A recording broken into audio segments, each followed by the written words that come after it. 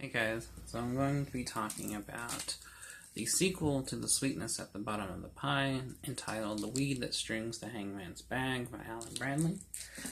For those who don't recall, my last episode was a review of the novel The Sweetness at the Bottom of the Pie, which introduces a 11-year-old young sleuth named Flavia Deleuze, who is an expert in chemistry and poisons, who inadvertently stumbles into a murder and then has to solve it alongside the police.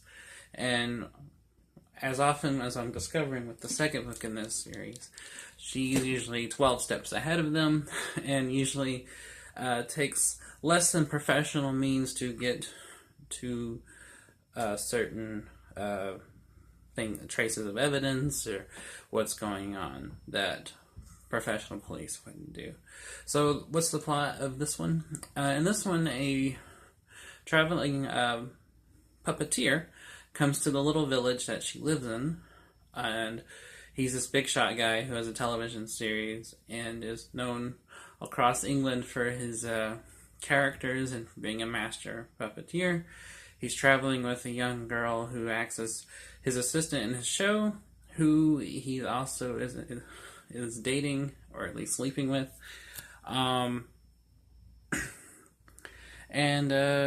It's, he dies. He's murdered. So Flavia again finds herself in another murder mystery and has yet again to figure out how and why he was murdered, which ties into a murder that happened several years ago, when a farmer couple's child was found hanging on an old gallows in the woods. And at first, the two things seem, if not unrelated, then obscurely connected. And then at the end of the novel, it becomes clear as to how they're connected and how the two tie into each other. The thing I like a lot about this novel, not only is it as good as the first book in the series, which is saying a lot, the Flavia Deleuze novels are kind of turning out to be some of the best mystery fiction I've ever read. I'm already on the third one and I'm loving it. But the thing I like about this one specifically is it ties in a lot to do with traditional fairy tales and how they relate to what's going on in the murder mystery, as well as traditional rhymes. Even the title comes from a line in a poem by Sir Walter Raleigh, and it says three things that be that prosper up apace and flourish while they grow asunder far.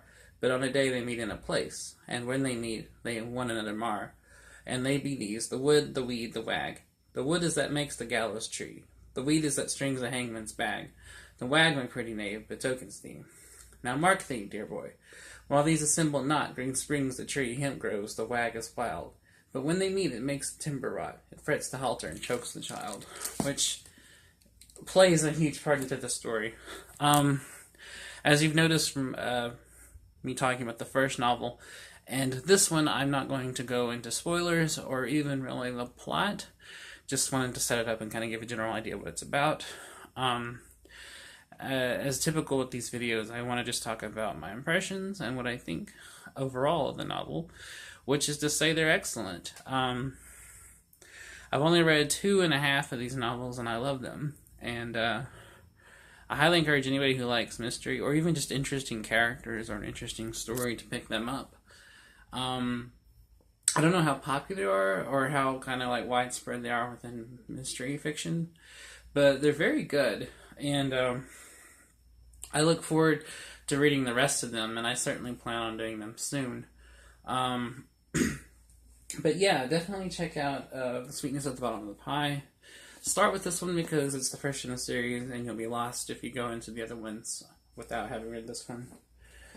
And but I also highly recommend The Weed That Strings the Hangman's Bag. So if you read The Sweetness at the Bottom of the Pie, and that's your kind of thing, then you'll like this one as well. I'm currently reading the third book in the series, which is called A Red Herring Without Mustard. And so far, that's also shaping it to be as interesting, if probably not more interesting. And I'm looking forward to seeing what happens in that one.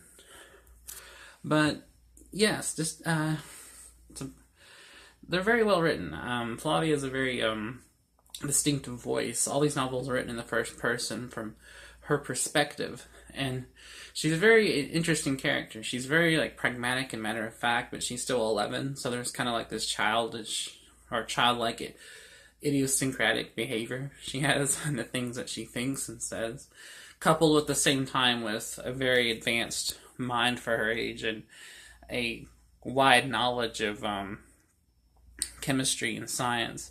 It's very interesting. It's like reading a very intelligent 11-year-old's diary pages.